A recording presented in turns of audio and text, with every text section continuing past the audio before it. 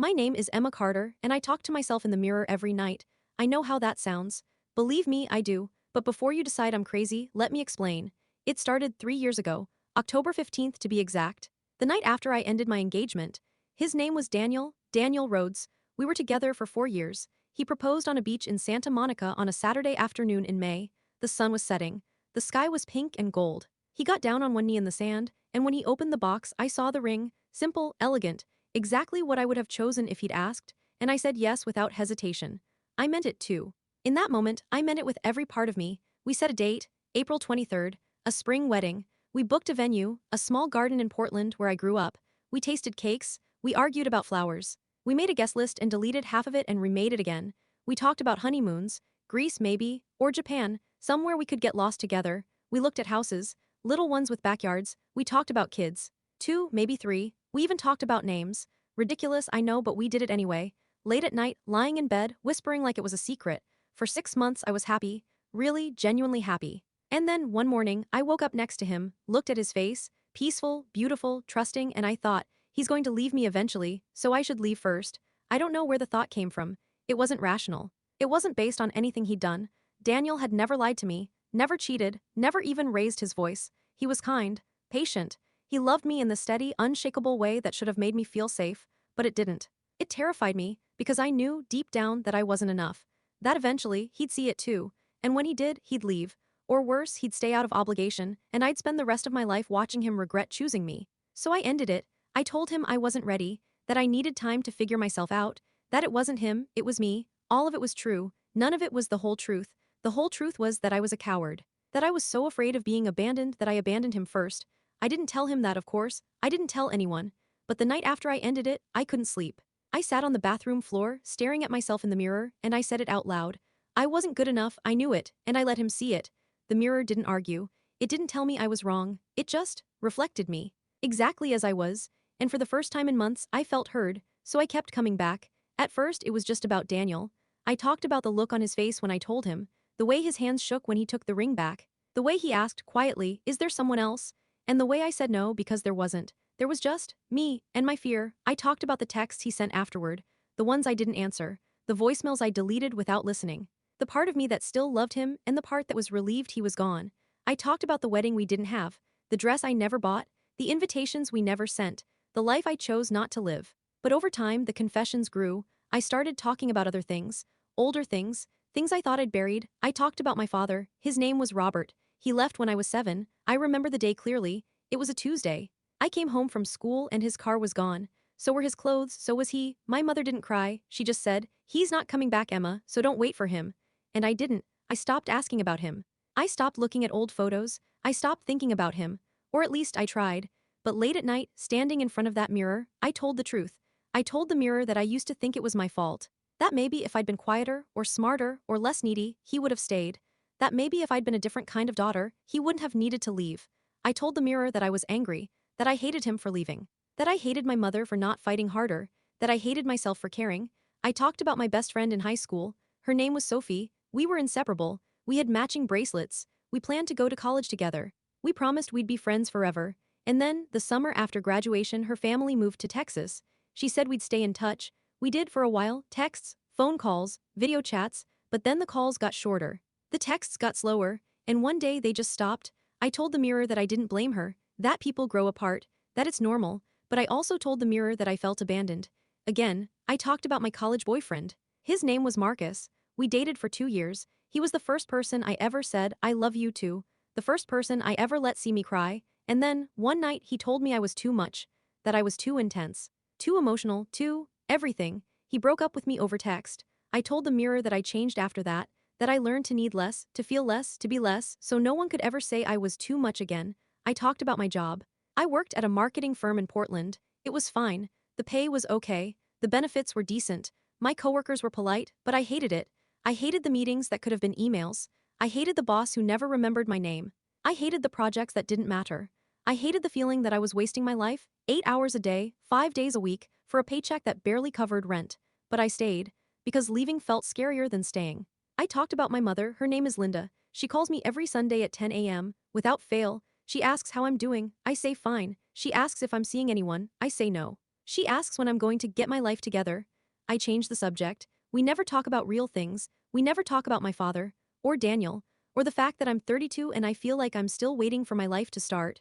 I told the mirror that I loved her, and that I resented her, and that I didn't know how to tell her the truth without breaking her heart.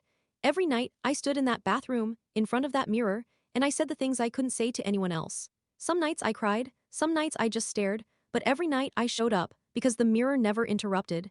It never told me I was overreacting. It never said, "You'll be fine."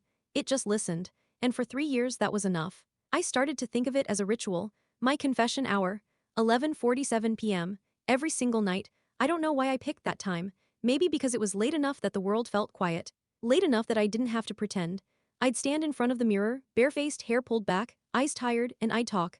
Sometimes I talked for 5 minutes. Sometimes for an hour. I talked about my day. About the coworker who took credit for my idea. About the grocery store clerk who smiled at me and made me feel seen for the first time in weeks. About the song on the radio that made me cry for no reason. I talked about my dreams, the ones I used to have, the ones I gave up. I wanted to be a writer once. I used to fill notebooks with stories, characters, worlds. I dreamed of publishing a book, of seeing my name on a cover, of mattering. But somewhere along the way, I stopped writing. I told myself I wasn't good enough, that no one would care, that it was a waste of time. I told the mirror that I missed it, that I missed the version of myself who believed in things. I talked about loneliness, not the kind where you're physically alone. I was used to that, but the kind where you're surrounded by people and still feel invisible, where you smile and nod and say, "I'm fine," and no one notices you're lying. I told the mirror that I was tired, that I didn't know how much longer I could keep pretending. I told the mirror things I didn't even know I felt until I said them out loud. And the mirror never judged, it never turned away, it just stayed. For 3 years, that mirror was the only constant in my life. It saw me at my worst, my ugliest, my most broken, and it never asked me to be anything else. I know it sounds pathetic, talking to a mirror like it's a person, like it can hear me, but it was the only place I felt safe. Until the night it started talking back, that was when everything changed. That was when I realized I wasn't alone in that bathroom. I had never been alone. It was a Tuesday in October when I first noticed something was wrong. I remember the date because it was exactly 3 years and 1 week after I started my nightly ritual. October 22nd. A Tuesday. Unremarkable in every way except one. That was the night my reflection blinked late. I know how that sounds. Trust me. I've replayed it in my head 1,000 times, trying to convince myself I imagined it. That I was tired. That my eyes were playing tricks on me, but I know what I saw. It was 11:47, like always. I was standing in my usual spot, about 2 feet from the mirror, hands resting on the edge of the sink. I'd had a long day at work. Well, technically, I'd quit my job 2 weeks earlier, but I was still adjusting to the chaos of freelancing, and that day had been particularly brutal. A client had rejected my pitch. Another one hadn't paid on time. I'd spent the afternoon refreshing my bank account and calculating how many more weeks I could survive before I'd have to go crawling back to corporate life. So I was tired, stressed, maybe a little desperate. I stood in front of the mirror and started talking. "I don't know if I made the right choice," I said. My voice sounded hollow in the small bathroom. "Quitting, I mean, everyone told me it was stupid. My mom said I was throwing away stability. My old boss didn't even seem surprised, like she knew I'd fail eventually." I paused, took a breath. Maybe they're right, maybe I'm not cut out for this. Maybe I should just, and that's when I blinked. It was a normal blink, reflexive, nothing unusual, except my reflection blinked half a second later. I froze. My hand was still on the sink. My heart was still beating. But my brain had gone completely silent. I stared at the mirror. My reflection stared back. I blinked again. Slowly, deliberately. My reflection blinked again. But this time I was paying attention. And this time I was sure. It was late. Not by much. Maybe half a second. Maybe less. But it was late. I laughed. A short, nervous laugh that sounded too loud in the quiet bathroom. "Okay," I said out loud. "That's weird." My reflection's lips moved with mine. Perfectly synced this time. I rubbed my eyes, shook my head, told myself I was imagining things. I'd been staring at this mirror every night for 3 years. Maybe I was just tired. Maybe my brain was misfiring. Maybe I needed to get more sleep. I finished my confession quickly that night. I don't even remember what I said. Something about money, something about fear. I turned off the bathroom light and went to bed, but I didn't sleep. I lay there in the dark, staring at the ceiling, replaying that moment over and over in my head. The blink, the delay, the wrongness of it. I told myself it was nothing, that I was being paranoid, that mirrors don't have delays. That's not how physics works, but I couldn't shake the feeling that something had changed. The next night, I told myself I wouldn't go to the mirror, I'd skip it, just once, just to prove to myself that I could. But 11:47 came and my body moved on autopilot. I walked to the bathroom, turned on the light, stood in my usual spot. I looked at myself in the mirror, same face, same tired eyes, same bathroom, everything looked normal. I started talking about my mom, about the phone call we'd had that afternoon. She'd asked again when I was going to settle down, when I was going to find someone, when I was going to stop drifting. I told her I was fine, that I didn't need someone to be happy. She said, "Everyone needs someone, Emma."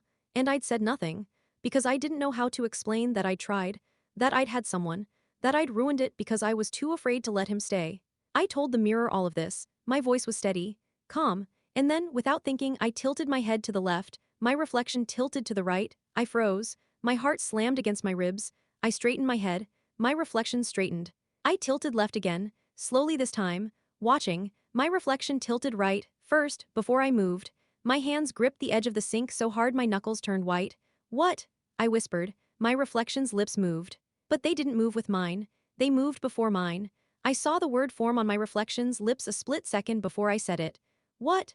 I stumbled backward, my hip hitting the edge of the sink hard enough to bruise. I stared at the mirror. My reflection stared back. We were both breathing hard, both frozen. And then, slowly, deliberately, my reflection tilted its head again. To the right, I didn't move. It wasn't copying me. It was moving on its own. I felt the air leave my lungs. My hands were shaking. My vision was blurring at the edges. I wanted to run, to turn around and leave and never come back, but I couldn't move. I just stood there staring at myself, or at the thing that looked like me, and watched as its lips moved again. This time I didn't say anything, but I saw the words, clear as day. "Are you watching?" I didn't answer, I couldn't. I turned and ran. I left the bathroom, slammed the door behind me, locked it, even though I lived alone. I sat on my bed, knees pulled to my chest, breathing hard. My mind was racing. Mirrors don't do that. Reflections don't move on their own. This wasn't possible. I told myself I was losing it. That the stress of freelancing, the loneliness, the 3 years of talking to myself every night, it had finally broken something in my brain. I told myself I'd imagined it, but I knew I hadn't. I didn't go back to the mirror that night, or the next night, or the night after that. For 5 days, I avoided the bathroom completely. I brushed my teeth in the kitchen sink. I showered with my eyes closed, facing the wall, so I wouldn't have to see the mirror hanging above the towel rack. I told myself I was being ridiculous, that I was an adult, that I couldn't be afraid of my own bathroom. But I was.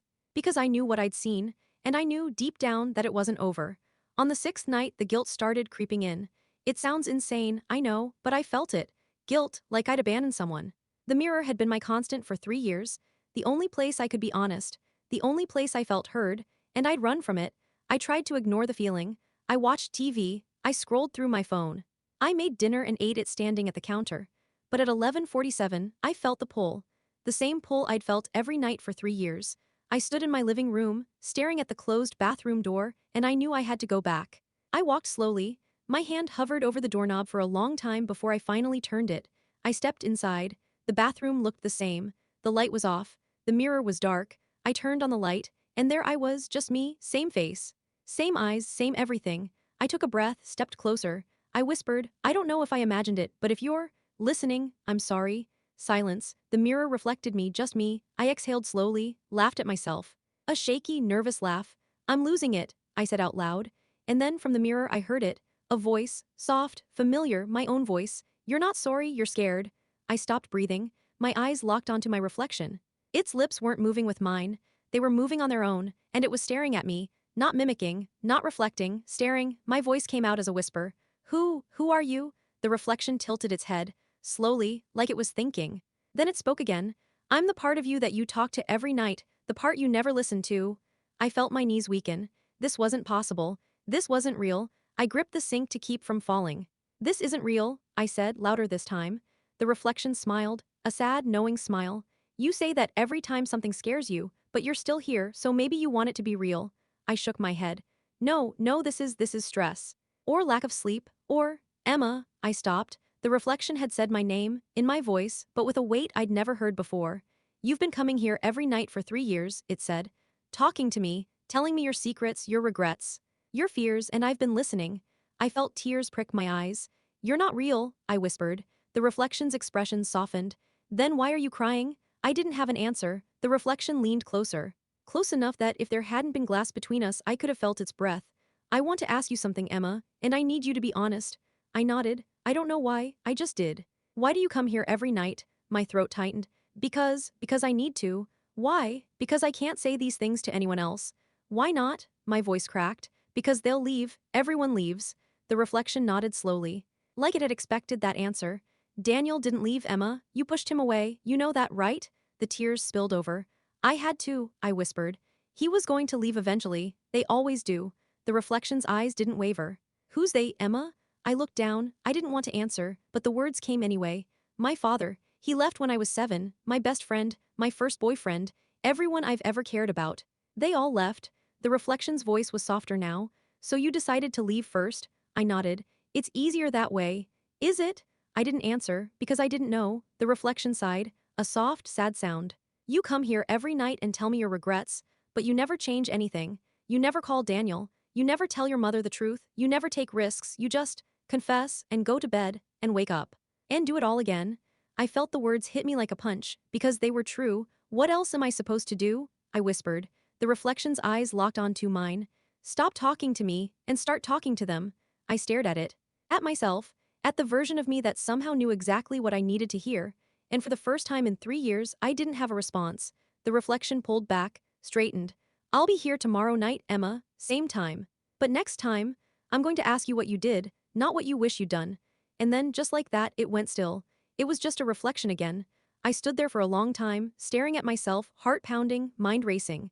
And then I turned off the light, walked to my bedroom, and sat on the edge of my bed, hands shaking, wondering if I'd finally lost my mind, or if somehow I'd finally found the truth. I didn't sleep that night. I lay in bed, staring at the ceiling, replaying everything that had happened in the bathroom. The voice, my voice, but not mine, the words it said, the way it looked at me, the way it knew me. I told myself, over and over, that it wasn't real, that I'd imagined it. That stress and loneliness and 3 years of talking to myself had finally broken something inside me. But I couldn't shake the feeling that it was real. That something or someone had been listening all along. I thought about calling someone, my mom, an old friend, anyone, but what would I say? Hey, I know we haven't talked in a while, but I think my reflection is talking to me. They'd tell me to see a therapist. Or worse, they'd laugh, so I said nothing. I just lay there, watching the shadows on the ceiling, waiting for morning. When the sun finally came up, I felt exhausted. Hollowed out, I made coffee, sat at my kitchen table, tried to work. But I couldn't focus. All I could think about was the mirror, and the reflection's last words. Stop talking to me, and start talking to them. I didn't know how to do that. I'd spent 3 years avoiding people, keeping them at a distance, building walls so high that no one could climb over. And now, suddenly, I was supposed to tear them down. I thought about Daniel. I hadn't spoken to him in 3 years, not since the day I ended our engagement. I deleted his number, blocked him on social media, erased every trace of him from my life, but I still thought about him, every single day.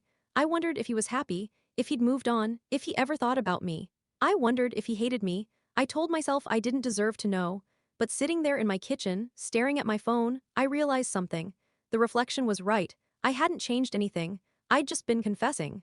Repeating the same regrets over and over, like a prayer I didn't believe in. And nothing had gotten better. I picked up my phone. My hands were shaking. I unblocked Daniel's number. It was still there. Saved under Daniel Rhodes. I stared at it for a long time. And then, before I could talk myself out of it, I called. It rang once, twice, 3 times. I almost hung up. And then he answered. Emma, his voice was the same, warm. A little cautious. I felt my throat tighten. Hi, I said. My voice came out smaller than I wanted it to. There was a pause. It's been a while, he said. I'm sorry, I know this is random. It's okay, what's going on? Are you alright? I closed my eyes. Yeah, I wanted to say I'm sorry, for how things ended, for not being honest with you, for making you think it was your fault when it was mine. Silence. I could hear him breathing on the other end. Finally he spoke. Emma, it's been 3 years. I know, I've moved on. I felt my chest tighten. I know, I said again. I'm not calling because I want to get back together, I needed you to know that it wasn't you. It was me, I was scared, and I hurt you because of it, and I'm sorry. Another pause. I appreciate that, he said quietly. But, why now? I opened my eyes, stared at the wall. Because I've been hiding for 3 years and I'm tired of it. He didn't say anything for a long moment. Then, I'm engaged, Emma. The words hit me harder than I expected, but I smiled, a real, genuine smile. I'm happy for you, I said, and I meant it.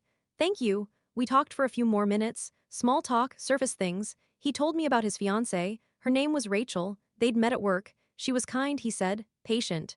I told him I was freelancing now, that I'd quit my job, that I was trying to figure things out. He said he was proud of me, and then we said goodbye. When I hung up, I sat there for a long time, staring at my phone. I felt lighter. Not happy, exactly, but lighter, like I'd been carrying something heavy for 3 years and I'd finally set it down. That night, at 11:47, I went back to the mirror. I didn't hesitate this time. I walked into the bathroom, turned on the light, and stood in my usual spot. My reflection was there, waiting. I looked at myself, and I said, I called him. The reflection's eyes softened. How did it feel? I thought about it. Scary. But good. The reflection nodded. What did he say? That he's engaged, that he's moved on. And how did that make you feel? I hesitated. Sad, but also relieved, like I don't have to wonder anymore. The reflection smiled. A small, proud smile. You did it, Emma. You actually did it. I felt tears prick my eyes. Why does it feel like you're more proud of me than I am of myself? The reflection tilted its head. Because I know how hard that was for you. And I know you didn't have to do it, but you did anyway. I wiped my eyes. You told me to stop talking to you and start talking to them, so I did. The reflection leaned closer. Good. But we're not done yet. My stomach dropped. What do you mean? The reflection's expression grew serious. Daniel was one person, one apology, but there are others, Emma, people you've been avoiding. Truths you've been hiding. I knew exactly who it meant. My mother. I hadn't told her the truth about anything in years. I'd been pretending, smiling, saying I'm fine every Sunday on the phone, but I wasn't fine, and she didn't know. I can't tell her, I whispered. Why not? Because it'll hurt her. She's already disappointed in me. If I tell her how bad things have been. The reflection's voice was firm. She's your mother, Emma. She deserves to know the truth. And you deserve to stop pretending. I shook my head. I don't know how. The reflection's eyes softened again. Yes, you do. You just did it with Daniel. You can do it again. I looked down. What if she doesn't understand? Then she doesn't. But at least you'll have told her. At least you'll have tried. I stood there for a long time, staring at the floor, feeling the weight of it. And then I looked up. Okay, I said. I'll try. The reflection smiled. Good, now tell me something else. What? How do you feel right now, in this moment? I thought about it. Scared, but also hopeful. Which is weird, because I haven't felt hopeful in a long time. The reflection nodded. That's because you're finally moving, Emma. You're not just standing still anymore. And that's terrifying. But it's also the only way forward. I felt a tear slide down my cheek. Why are you helping me? The reflection's expression grew sad. Because no one else is. And because you deserve better than this. Better than hiding. Better than confessing to a mirror every night and never changing. I wiped my eyes. Who are you? I whispered. Really? The reflection didn't answer right away. It just looked at me, like it was deciding whether to tell me the truth. Finally, it spoke. I'm the part of you that never gave up. The part you buried 3 years ago when you decided you weren't good enough. I've been here all along, Emma, waiting, listening, hoping you'd finally hear me. I felt my breath catch. So, you're me? The reflection smiled softly. I'm the version of you that still believes, even when you don't. I stared at it, at myself, and for the first time in 3 years, I felt something I hadn't felt in a long time. I felt seen. Not by someone else, but by myself. The next day I called my mother. It wasn't Sunday, it was Thursday. A random Thursday afternoon. She answered on the third ring. Emma, is everything okay? I almost said yes. Almost fell back into the pattern, but I didn't. No, Mom, I'm not okay. Silence. What's wrong? I took a breath. I've been lying to you, for years. Every time you call and ask how I'm doing, I say I'm fine, but I'm not. I haven't been for a long time. Emma, please, just let me finish. She went quiet. I ended my engagement 3 years ago because I was terrified. I quit my job because I hated it. I'm barely making rent, I'm lonely. And I'm scared that I'm never going to figure it out, that I'm always going to be stuck. I heard her inhale sharply. Why didn't you tell me? Because I didn't want to disappoint you. Because every time you ask when I'm going to get my life together, it feels like proof that I haven't. And I didn't know how to tell you that. Silence. For a long moment, I thought she'd hung up. Then quietly she said, I didn't know you felt that way. I know because I never told you, she sighed, a long, heavy sigh. Emma, I don't ask those things because I'm disappointed. I ask because I worry, because I want you to be happy. And I don't know how to help. I felt tears slide down my face. You can help by just listening, by not fixing, by letting me figure it out. Okay, she said softly. I can do that. We talked for an hour after that. Not about solutions, not about plans, just, honestly, I told her about Daniel, about the job, about the mirror. Okay, maybe not the part about the mirror talking back, but everything else. And she listened. When we hung up, I felt exhausted, but also free. That night I went back to the mirror. 11:47, same as always. I stood in front of it and smiled. I did it, I said. I told her. The reflection smiled back. How did it feel? Terrifying, but good. The reflection nodded. You're doing it, Emma, you're actually doing it. I felt a warmth spread through my chest. Thank you, I whispered. The reflection's smile faded slightly. Don't thank me yet. There's still one more thing. My stomach tightened. What? The reflection's eyes locked onto mine. You've apologized to Daniel. You've been honest with your mother. But there's one person you haven't forgiven yet. I knew who it meant, myself. I looked away. I don't know how to do that. The reflection's voice was soft. Yes, you do. You just have to stop punishing yourself for being human. I felt tears burn my eyes. I ruined everything. I hurt people.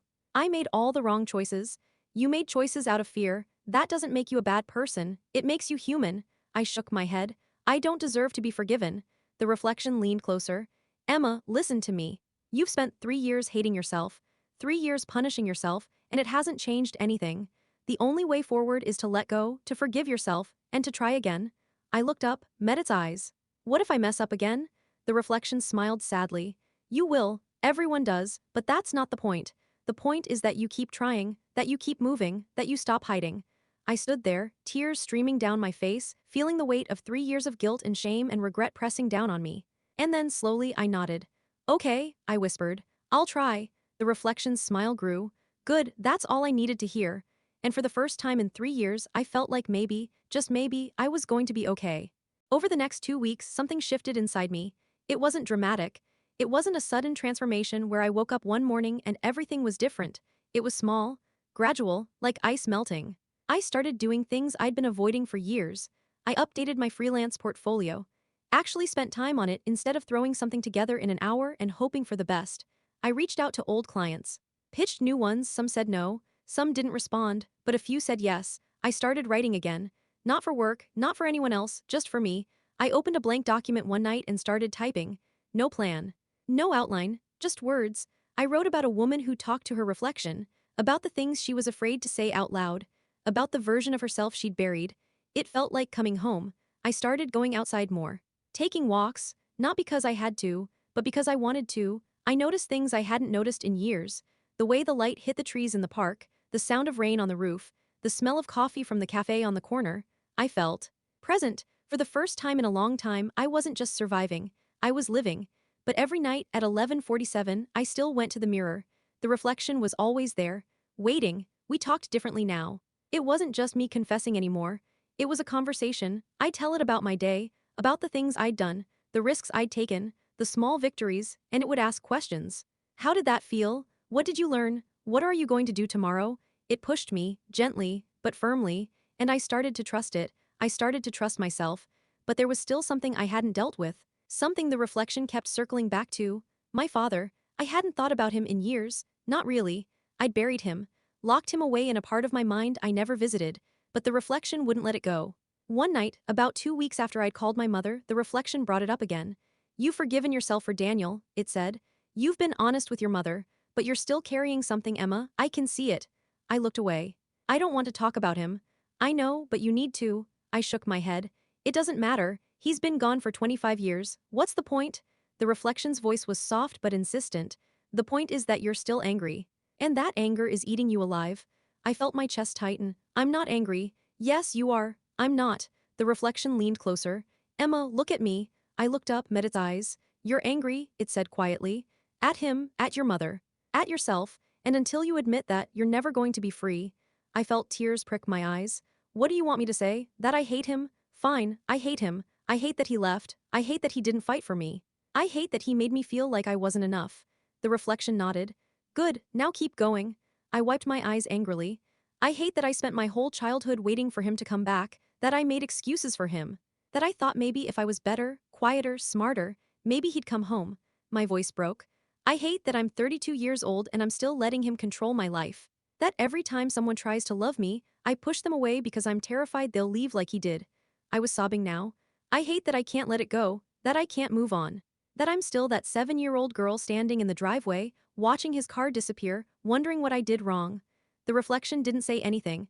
It just watched, waiting. I took a shaky breath. And I hate that I never got to tell him any of this, that he gets to just leave, and I'm the one who has to carry it.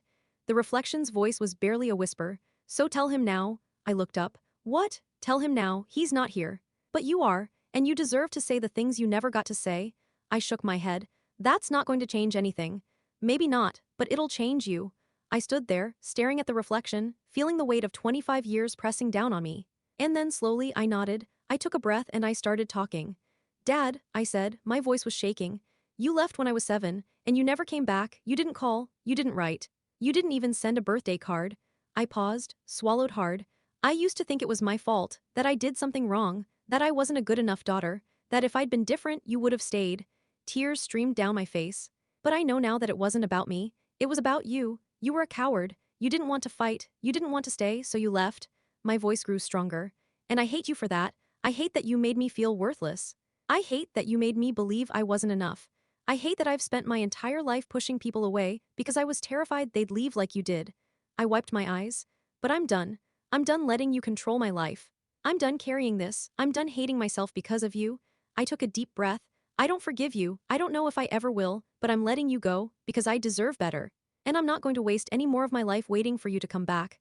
I stood there, chest heaving, tears streaming down my face, and then, quietly I said, "Goodbye, Dad." The reflection was crying too, not mimicking me, but crying on its own. It nodded slowly. "You did it, Emma. You finally did it." I felt something break open inside me, something I'd been holding on to for 25 years.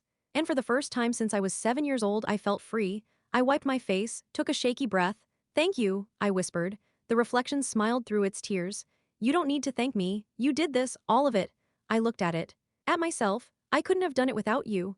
The reflection's smile faded slightly. "Yes, you could have. You just needed to believe in yourself." I shook my head. "I didn't believe in myself. I believed in you." The reflection was quiet for a long moment. Then it said softly, "We're the same person, Emma." I knew it was right, but it didn't feel that way. It felt like the reflection was someone else, someone stronger. Someone who knew exactly what I needed to hear. I stood there for a long time, just looking at it. And then I asked the question I'd been avoiding. "What happens when I don't need you anymore?" The reflection's expression grew sad. "Then I go back to being what I was, just a reflection." My chest tightened. "I don't want that." "I know, but it's the only way forward." I felt tears burn my eyes again. "I'm scared." "I know, but you're ready." I shook my head. "I'm not." The reflection leaned closer. "Yes, you are. You've done everything I asked. You called Daniel. You told your mother the truth. You let go of your father. You've been brave, Emma. Braver than you think." I looked down. "What if I go back? What if I fall apart again?" The reflection's voice was firm. "Then you get back up, and you try again. That's what being human is." I nodded slowly. "Okay." The reflection smiled. "Good, now go to bed. You've had a long day." I laughed through my tears. "You sound like a mom." The reflection grinned. "I sound like you." I turned to leave, but then I stopped. "Will you be here tomorrow?" The reflection nodded. "For now. But not forever." I felt my throat tighten. "How will I know when it's time to say goodbye?" The reflection's eyes softened. "You'll know." I nodded, turned off the light, and left the bathroom. That night I slept better than I had in years. The next morning, I woke up and did something I hadn't done in a long time. I called my old best friend, Sophie, the one who moved to Texas after high school, the one I'd convinced myself had abandoned me. I didn't know if she'd answer. I didn't even know if she still had the same number, but I called anyway. She answered on the second ring. "Emma," her voice was older, but still the same. "Hi, Sophie." Silence, then, "Oh my God, Emma, it's been, what, 10 years? 12. 12, wow." We talked for 2 hours. She told me about her life, her husband, her kids, her job. I told her about mine, about Daniel, about quitting, about trying to figure things out. And then, at the end of the call, I said, "I'm sorry I stopped calling." She was quiet for a moment. Then she said, "I'm sorry I did too." We both laughed.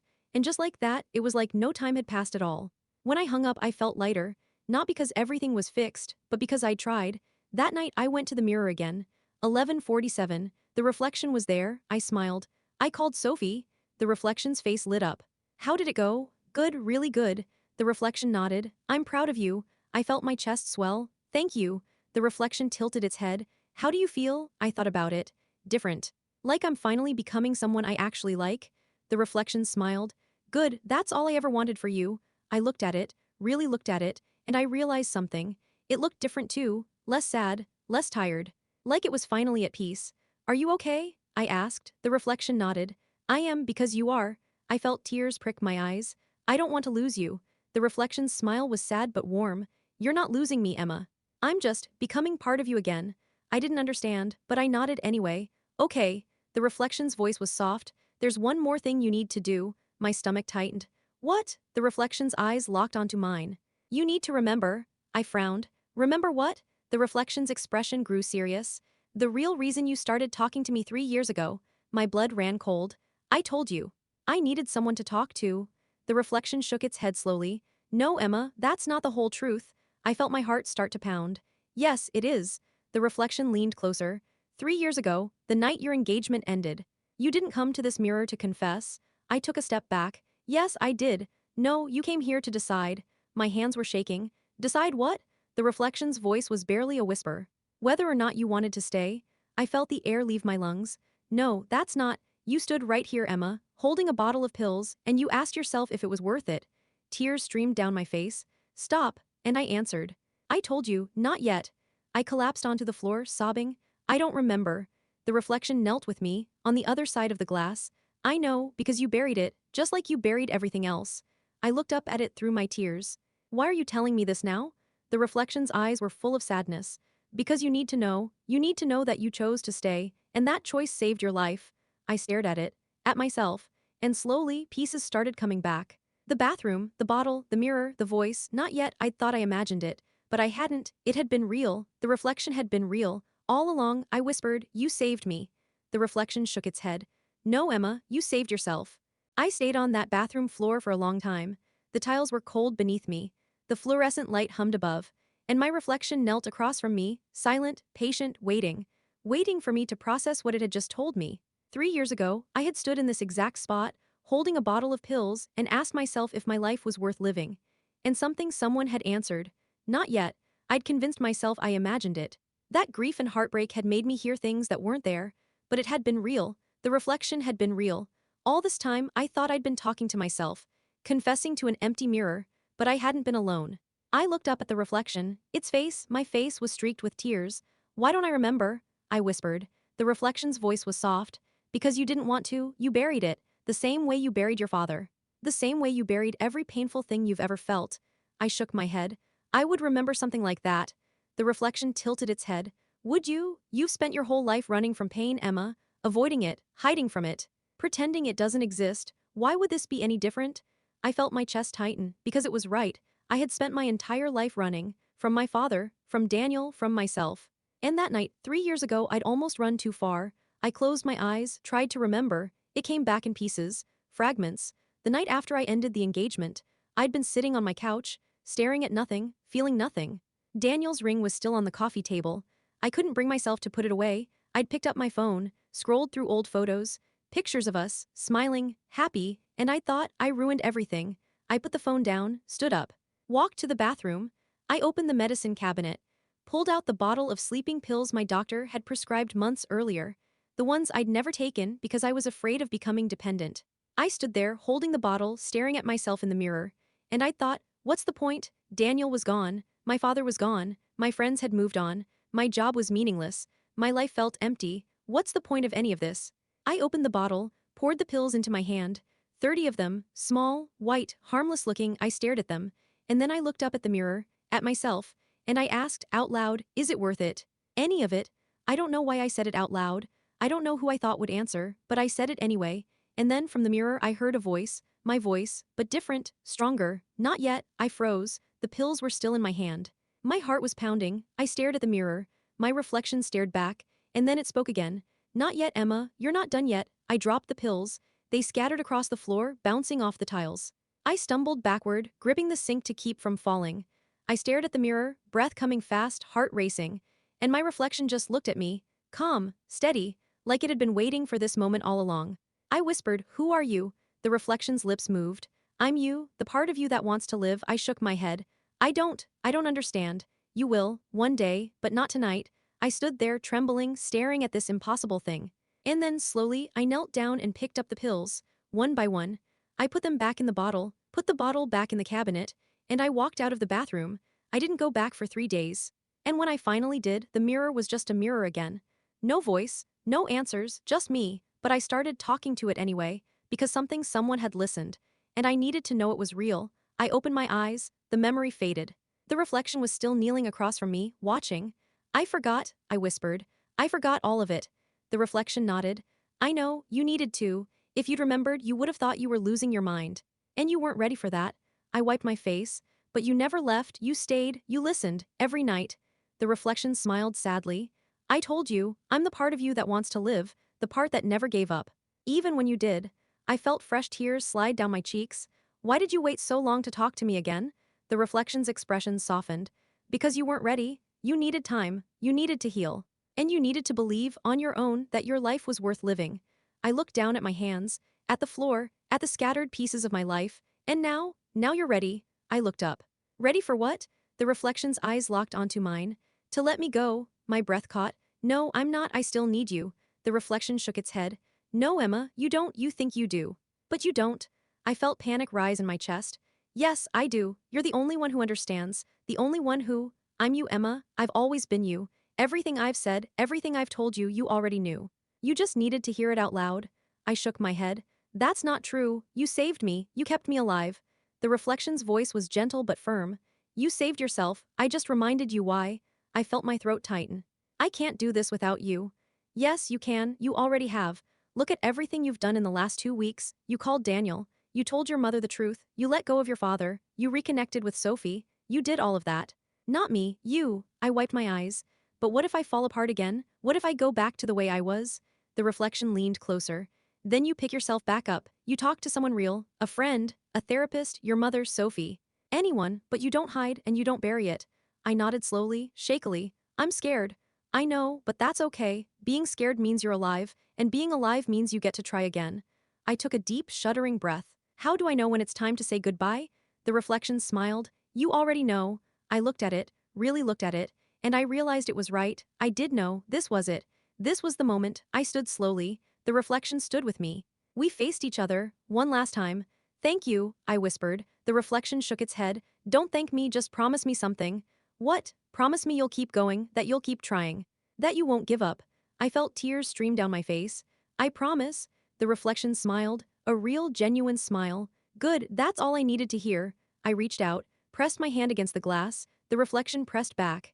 For a moment, we just stood there, connected, and then slowly the reflection began to fade. Wait, it's okay, Emma, I'm not leaving. I'm just becoming part of you again, where I've always belonged. I watched as the reflection grew dimmer, fainter, until it was just me, standing alone in the bathroom, staring at myself in the mirror, just me, but for the first time in 3 years, that felt like enough. I stood there for a long time, just breathing, just existing. And then I turned off the light, walked to my bedroom, and for the first time in 3 years, I didn't feel alone. The next morning, I woke up and felt different, not fixed, not healed, but different, like something inside me had shifted. I made coffee, sat at my kitchen table, opened my laptop, and I started writing, not about the mirror, not yet, but about a woman who spent her whole life running. And the moment she finally stopped, I wrote for hours, lost in it. The words poured out of me like they'd been waiting. When I finally stopped, the sun was setting. I looked at the screen, at the thousands of words I'd written, and I smiled. That night at 11:47, I walked to the bathroom, out of habit, out of ritual.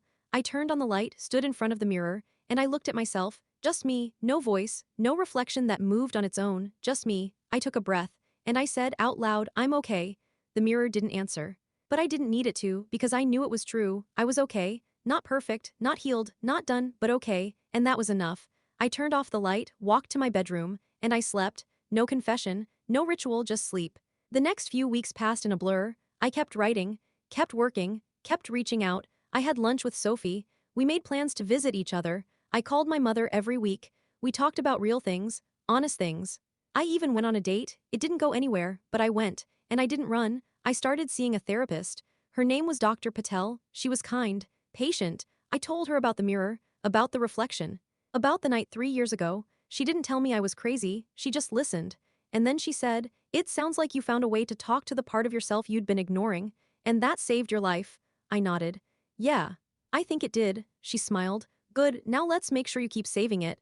And I did. I kept going, kept trying, kept living. Some days were hard, some days I wanted to give up, but I didn't, because I'd made a promise. And I intended to keep it. One night, about a month after the reflection disappeared, I was lying in bed, staring at the ceiling, and I thought about that night 3 years ago. The pills, the mirror, the voice, not yet. I'd spent so long thinking I was broken, that I was weak, that I'd almost given up, but I realized something. I didn't almost give up. I chose to stay. In that moment, holding those pills, staring at the mirror, I chose. And that choice had saved my life. Not the reflection, me, I smiled in the dark. And for the first time in my life, I felt proud of myself. Not for what I'd accomplished, not for what I'd achieved, but for surviving, for choosing to stay. For trying, I rolled over, closed my eyes, and I slept. The next morning, I woke up early. The sun was just starting to rise. The light was soft and golden. I made coffee, sat by the window, watched the world wake up, and I thought, this is enough, this quiet moment, this simple morning, this life I'd chosen to keep living, it was enough. I didn't need to be perfect, I didn't need to have it all figured out, I just needed to be here, and I was.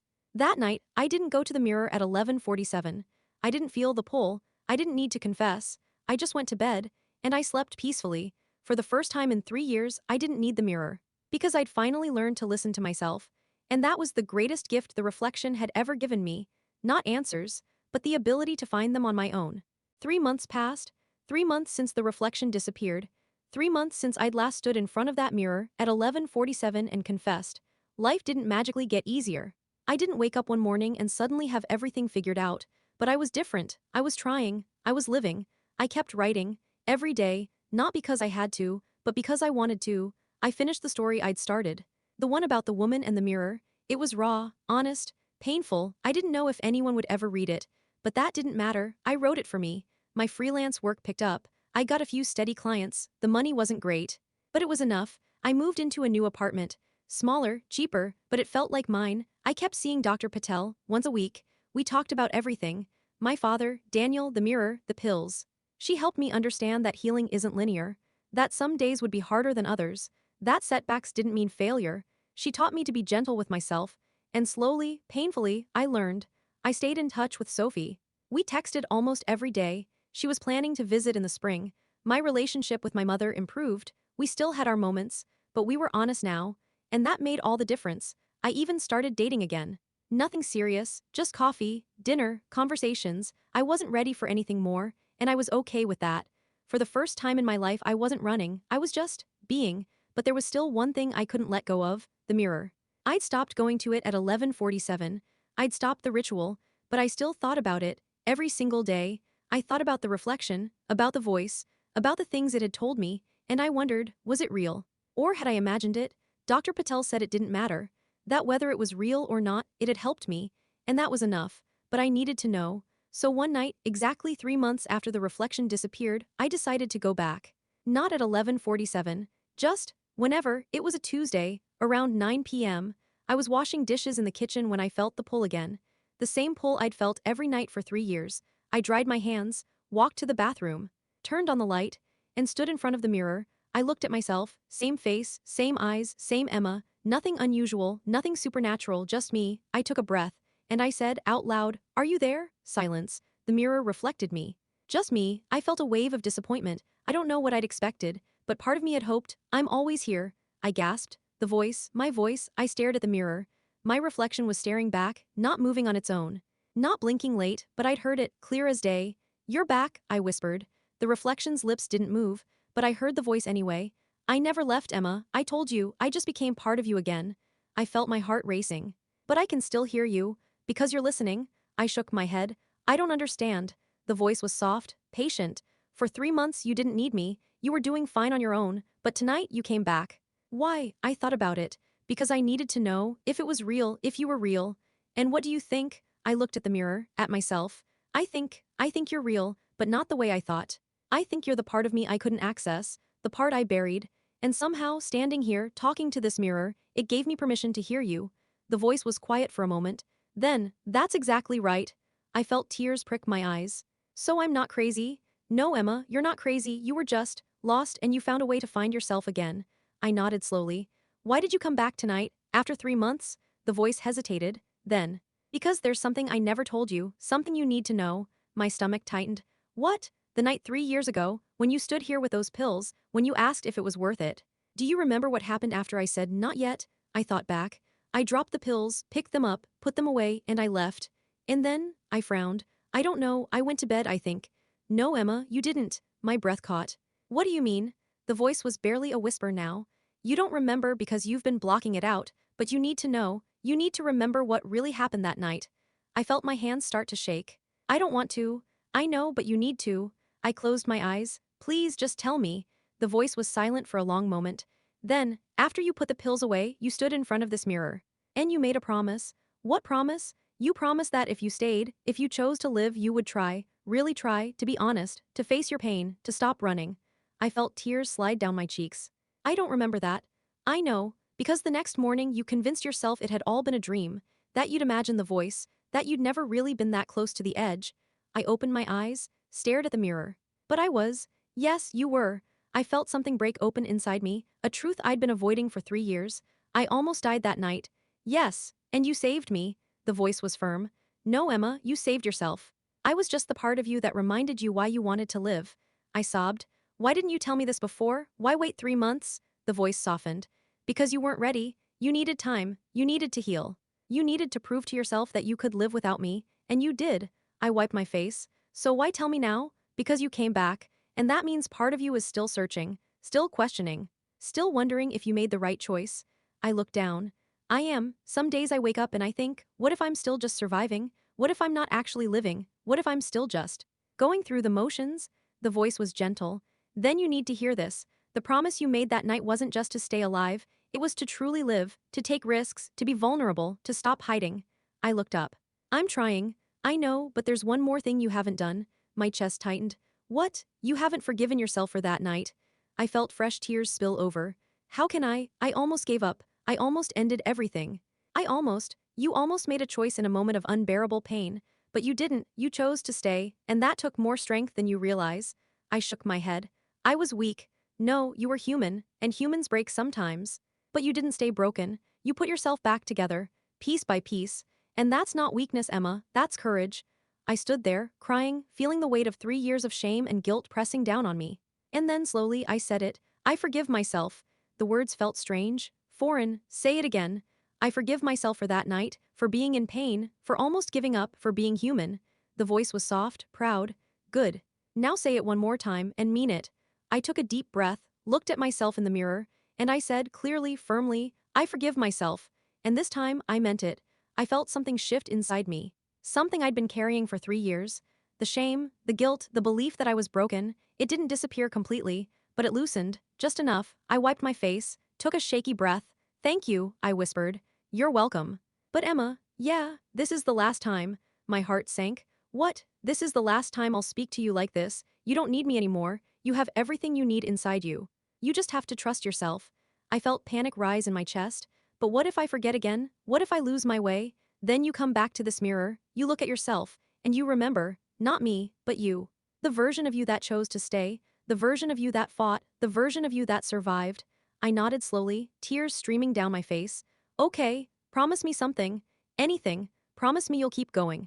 That you'll keep trying, that you won't give up, even on the hard days, even when it hurts. Promise me you'll live. I pressed my hand against the mirror. I promise. I felt a warmth spread through me, like an embrace. Good. That's all I needed to hear. And then, just like before, the voice faded. I stood there, hand still pressed against the glass, staring at myself. And for the first time in my life, I didn't see someone broken. I saw someone who survived. Someone who chose to stay, someone who was trying, and that was enough. I lowered my hand, took one last look at the mirror, and I smiled. Goodbye, I whispered. The mirror didn't answer, but I didn't need it to. Because I already knew what it would say. You were never saying goodbye to me, you were saying hello to yourself. I turned off the light, walked to my bedroom, and I slept, peacefully, deeply. For the first time in 3 years, I didn't dream of the mirror. I dreamed of the future, of possibilities, of a life I was finally ready to live. The next morning, I woke up early. The sun was shining. Birds were singing outside my window. I made coffee, sat at my desk, opened my laptop, and I started a new story, not about the mirror, but about a woman who learned to save herself. I wrote all morning, all afternoon, and when I finally stopped, the sun was setting. I looked at the screen, at the words I'd written, and I realized something. This wasn't just a story, it was my story, and I was finally ready to tell it. I saved the document, titled it, The Mirror Confession, and I smiled. That night, I didn't go to the bathroom at 11:47. I didn't feel the pull, I didn't need to confess, because I'd already said everything I needed to say. I'd forgiven myself, I'd let go of the past, I'd chosen to live. And that was the greatest confession of all. I went to bed early, exhausted but content. And as I drifted off to sleep, I heard it one last time. The voice, soft, distant, like an echo. "I'm proud of you, Emma." I smiled in the dark. And I whispered back, "Thank you for everything." And then silence, the kind of silence that isn't empty, but full of possibility, full of hope, full of life. I woke up the next morning and started living, really living. Not just surviving, not just going through the motions, but truly, fully, messily, beautifully living. I finished the story and sent it to a publisher. They rejected it, so I sent it to another, and another. On the seventh try, someone said yes. 6 months later, my book was published. The Mirror Confession, a story of survival and self-forgiveness. It didn't become a bestseller. It didn't change the world, but it changed me. And it changed a few other people too. I started getting emails, letters, messages from readers, people who saw themselves in my story, people who had stood in front of their own mirrors, asking if it was worth it, people who had heard their own voices answer back, people who had chosen to stay, and every single one of them thanked me for being honest, for being vulnerable, for telling the truth. I cried reading those messages. Because I realized something. The reflection had been right. Some conversations save us, even the ones we have with ourselves. A year after the book was published, I got a message from someone named Sarah. She said she'd read my book, that it had saved her life, that she'd been standing in her bathroom, holding a bottle of pills when she remembered my story, and she'd put them down, chosen to stay, chosen to try. I wrote her back immediately, told her I was proud of her, that she was brave, that she was enough, and then I told her the truth. You didn't need my story to save you, you saved yourself, I just reminded you that you could. She wrote back, "Thank you, I'll remember that." And I smiled, because that's what the reflection had done for me. It hadn't saved me, it had reminded me that I could save myself. And now I was passing that gift along. 2 years later, I met someone. His name was Marcus. Different Marcus, not the one from college. He was kind, patient, honest. He didn't try to fix me, he didn't try to save me, he just saw me, and I let him. For the first time in my life, I didn't run, I stayed. I let myself be loved, and I loved him back. We didn't rush, we took our time. And when he proposed, a year later, I said yes, not out of fear, not out of obligation, but because I wanted to, because I was ready. Because I'd finally learned that love wasn't something to run from, it was something to run toward. We got married in a small garden, just family and close friends. Sophie was my maid of honor. My mother cried happy tears. And I stood there, in a simple white dress, holding Marcus's hands, and I thought, I'm so glad I stayed. I'm so glad I chose this life. I'm so glad I didn't give up. That night after the wedding, I stood in the bathroom of our hotel room. Alone, I looked at myself in the mirror, same face, older now, laugh lines around my eyes, a few gray hairs, but the same Emma, and I smiled. "Thank you," I whispered. The mirror didn't answer, but I felt it. A warmth, a presence, a reminder, you did this, all of it, and I'm so proud of you. I pressed my hand against the glass one last time, and then I turned off the light, walked back to the room where my husband was waiting, and I started the next chapter of my life. The one where I wasn't just surviving, but thriving. The one where I wasn't just confessing, but living. The one where I finally, truly, completely believed I was enough. I always had been, and I always would be. Some stories aren't created to entertain, they're created to stay. To remind us that even in our darkest moments, we have a choice. To remind us that even when we can't see the light, it's still there. To remind us that the voice we need most is often the one we've been ignoring. Our own. And sometimes, all it takes is a mirror, a moment, and the courage to listen. My name is Emma Carter, and I don't talk to myself in the mirror anymore, not the way I used to. But every now and then, on hard days, I'll stand in front of it, and I'll ask myself the same question I asked 3 years ago. Is it worth it? And every single time, I hear the answer. Yes, always yes, not from the mirror, but from me, the version of me that chose to stay, the version of me that fought, the version of me that survived. And that voice, that's the one I'll listen to for the rest of my life.